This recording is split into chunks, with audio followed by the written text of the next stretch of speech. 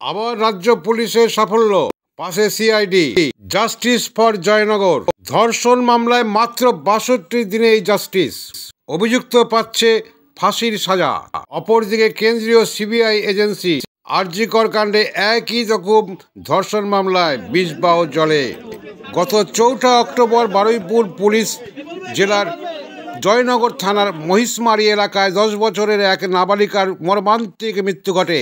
এলাকায় ১৯ বছরের যুবক মোস্তাকিন সর্দার মেয়েটিকে ভুলিয়ে বালিয়ে সাইকেলে করে একটি নির্জন জায়গা নিয়ে ধর্ষণ করেছিল।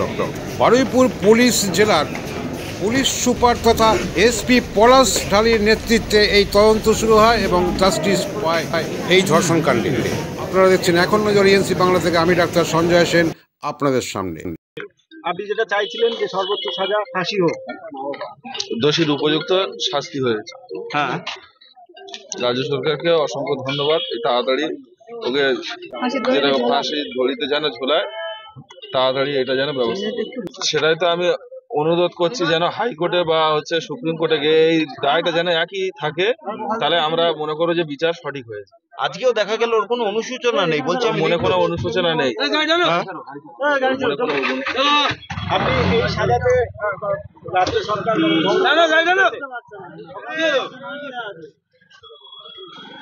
একটা হচ্ছে 66, একটা হচ্ছে 103, আর একটা হচ্ছে সেকশন 6 অফ পক্সো অ্যাক্টে।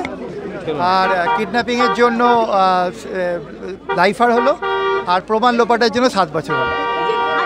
বিচারক এটাই বললেন যে সমাজে এদের মতো মানুষের থাকলে আগামী দিনে আরও ক্ষতি হবে।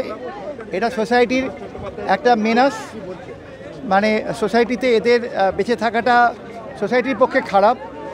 সকালে যে আর্গুমেন্টটা স্টেটের তরফে আমি করেছিলাম যে এটা rarest of the rare case, learned court এটা মেনে নিয়েছেন।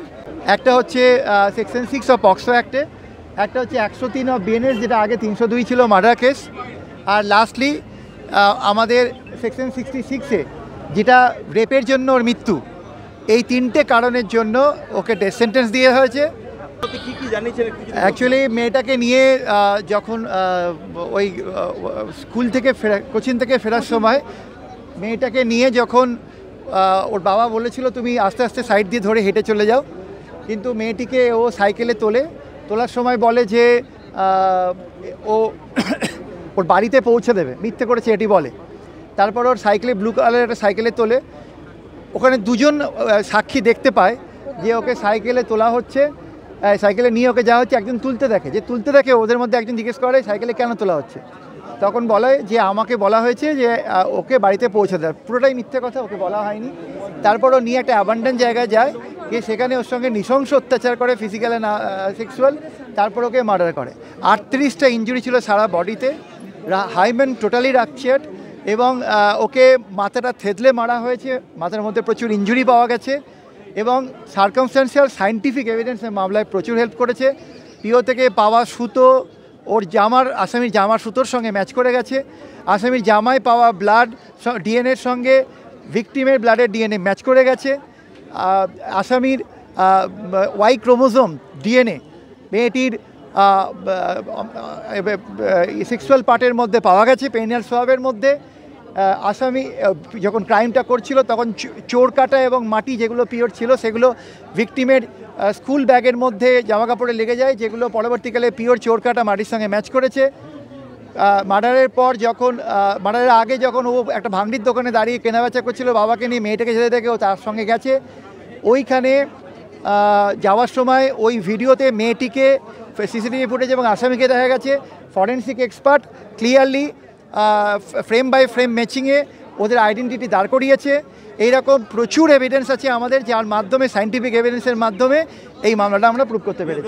অভিযুক্তের কোনো অনুসূচনা, কোনো অনুতাপ দেখতে পেলেন আজকে? আমি বলেছি, কারণ যখন বডিটা রিকভারি হয় তখন সে বলেছিল যে আমি প্রেম করতে মেয়েটিকে নিয়ে এসেছিলাম। আর আজকে দাঁড়িয়ে যখন তাকে জিজ্ঞেস করা হলো তুমি কি বলতে চাও, তখন বললো আমি নির্দোষ, আমাকে ফাঁসানো হয়েছে। তো তার মধ্যে অনুশোচনা আমরা দেখতে পাইনি। এই পয়েন্টটাই আমি কোর্টের কাছে রেজ করেছিলাম। Rarest of the rare case অনেকগুলো পার্সপেক্টিভে আছে। প্রথমত সমাজে সারা ভারতবর্ষের বুকে এই কেসটা একটা নাড়িয়ে দিয়েছে। বাচ্চা মেয়েটা যখন বাড়ি ফিরবে তখন তাদের সিকিউরিটি নিয়ে একটা বড় ইস্যু বাবা মার মধ্যে, এটা একটা সোসাইটাল অ্যাসপেক্ট থাকে। এছাড়া রেয়ারেস্ট অফ দ্য রেয়ার এই জন্য যে মেয়েটির বডিতে মোর দ্যান 42টা ইঞ্জুরি আছে, যার মধ্যে মানে এত হিনিয়াসতম আর বারবারিকতম ক্রাইম ইদানিস্তকালে খুব কম দেখা গেছে। এই জন্য আমার মনে হয়েছিল যে এটা rarest of the rare crime এবং একে রিফরমেশনের স্কোপ নেই, কারণ একে রিফরমেশনের কথা বলা হয়েছিল, কিন্তু এ যেভাবে রিয়্যাক্ট করেছে তাতে মনে হয় না যে রিফরমেশনের কোনো স্কোপ আছে। এই কারণের জন্য তো আমার লাইফে দেখা বেস্ট কেস, এবং এই দিক দিয়ে বলবো যে পুরো বার আমাদের বারুইপুর বার সহযোগিতা করেছেন।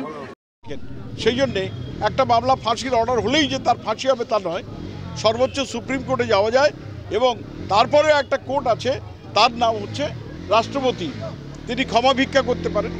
এবং সর্বোপরি একটা কেস আছে আমাদের আইনের ছাত্র হিসেবে আমরা জানি, it is called the divine nectar. ভগবান ঊর্ধ্বাকাশে যিনি থাকেন তিনি মানুষকে ঠিক ঠিক শাস্তিটা দিয়ে দেবেন। তাই এই রায় যে পরিবর্তন হবে না এমন করে আমরা বলতে পারি না, সেটা বিচার বিবেচনা ব্যাটার, হাইকোর্ট সেটা ঠিক করবেন, সুপ্রিম কোর্ট ঠিক করবেন বা রাষ্ট্রপতি ঠিক করবেন। এভিডেন্স 200% স্ট্রং আছে আমাদের এখানে মানুষের, যেমন অকুলার এভিডেন্সেস যারা চোখে দেখেছেন সে এভিডেন্স যেমন আছে, আমাদের এখানে সার্কামস্ট্যান্সিয়াল এভিডেন্স তেমন আছে, আমাদের এখানে FSL এর রিপোর্ট আছে ইত্যাদি, যেগুলো আমাদের এইখানে যে সাজা দেওয়ার পক্ষে যথেষ্ট, সব উপাদান এখানে নেওয়া আছে। সেই জন্যে এখানে অন্যভাবে আর দেখা যায়নি। জজ সাহেব সেগুলো পুঙ্খানুপুঙ্খ বিচার করেছেন এবং তাকে সাজা সঠিক দিয়েছেন। আমার নাম হাফিজুর রহমান, আমি এখানে একজন পাবলিক প্রসিকিউটর এবং বারের আমি এক্স প্রেসিডেন্ট। বারুইপুর কোর্টের সর্বপ্রথম এত সুন্দর একটা বিচারক আমরা পেলাম, একটা সুন্দর বিচার পেলাম, মনের মতন বিচার পেলাম এবং খুবই শর্ট টাইমের মধ্যে বিচারটা পেলাম।